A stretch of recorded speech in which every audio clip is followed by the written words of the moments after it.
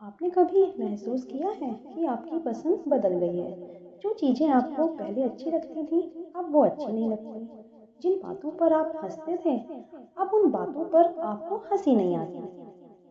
और सबसे हैरान करने वाली बात, ये बदलाव आपने जानबूझकर नहीं किए हैं। ये तो बस धीरे-धीरे, बिना आपकी इजाज़त के आपके अंदर उतर गए।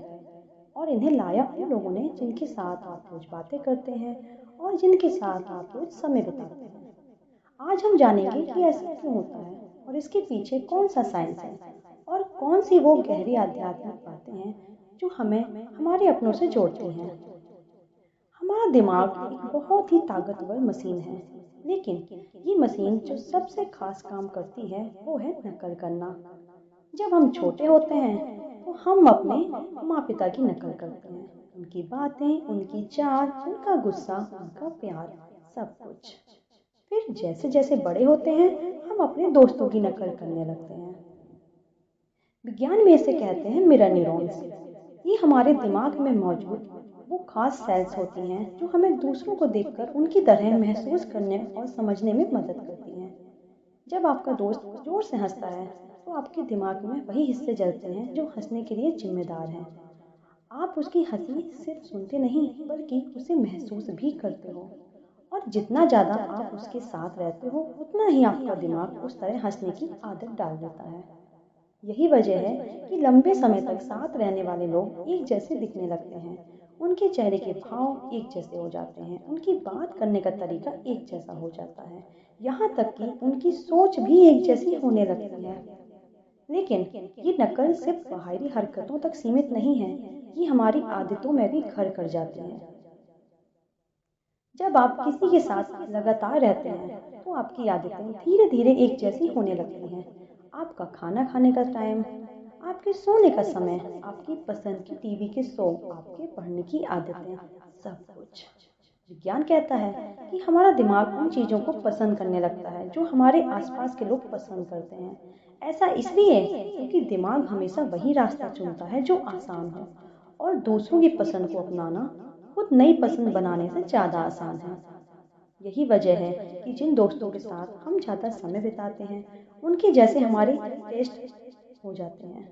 वही संगीत हमें पसंद आने लगता है, वही फिल्में, वही खाना।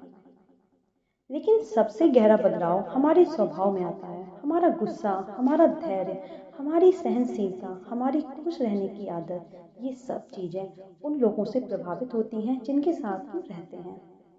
विज्ञान में एक शब्द है, लिम्बिक रेजोनेंस। इसका मतलब है कि हमारी भावनाएं भी एक दूसरे से जुड़ जाती हैं।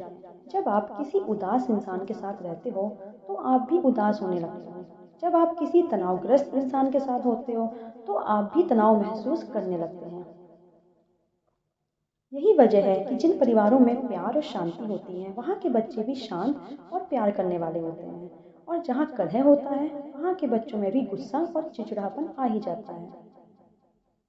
अब आध्यात्मिक पक्ष की बात कर लेते हैं। हमारे बड़े बुजुर्ग कहते थे, जैसी संगति वैसी गति, यानी जैसे लोगों के साथ रहोगे वैसे ही बन जाओगे। हम उस पानी की तरह हैं, जैसी संगत में रहेंगे वैसी ही खुशबू या वैसी ही गंदगी हमारे अंदर समा जाएगी। ये कोई जादू नहीं, ये प्रकृति का नियम है। जो लोग सत्संग में रहते हैं उनके विचार शुद्ध होते हैं, जो लोग बुरी संगत में रहते हैं उनके विचार भी वैसे ही हो जाते हैं, और विचार ही हमारे स्वभाव को बनाते हैं। एक और आध्यात्मिक सच, ऊर्जा। हर इंसान के चारों तरफ एक ऊर्जा होती है। जब दो इंसान मिलते हैं तो उनकी ऊर्जाएं भी मिलती हैं। कभी किसी से मिलकर आपको बहुत अच्छा लगा, वो उसकी पॉजिटिव एनर्जी आप में आई। कभी किसी से मिलकर आप थक गए बिना कुछ किए, वो उसकी नेगेटिव एनर्जी ने आपको प्रभावित किया। इसलिए कहा जाता है कि अच्छे लोगों की संगत में रहो, क्योंकि वो न सिर्फ तुम्हारी सोच बदलेंगे बल्कि तुम्हारी ऊर्जा भी शुद्ध करेंगे।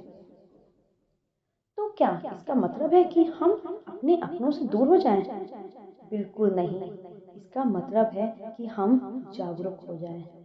जब भी आप किसी के साथ हो, थोड़ा रुक कर महसूस करें। क्या आप वैसे ही सोच रहे हैं जैसा वो सोचता है? क्या आप वैसे ही महसूस कर रहे हैं जैसे वो महसूस करता है? क्या ये आपकी अपनी पसंद है या उसकी पसंद आप पर हावी हो रही है? असली ताकत है कि आप सबके साथ रहें, सबसे प्यार करें, लेकिन अपनी पहचान ना खोएं। जैसे कमल का फूल कीचड़ में रहता है, लेकिन कीचड़ उसे छू नहीं पाता। रोज थोड़ा समय अकेले बिताएं, अपने विचारों को समझें, पहचानें कि आप कौन हैं, क्योंकि जब तक आप खुद को नहीं जानेंगे, तब तक हर कोई आपको अपने जैसा बनाता चला जाएगा।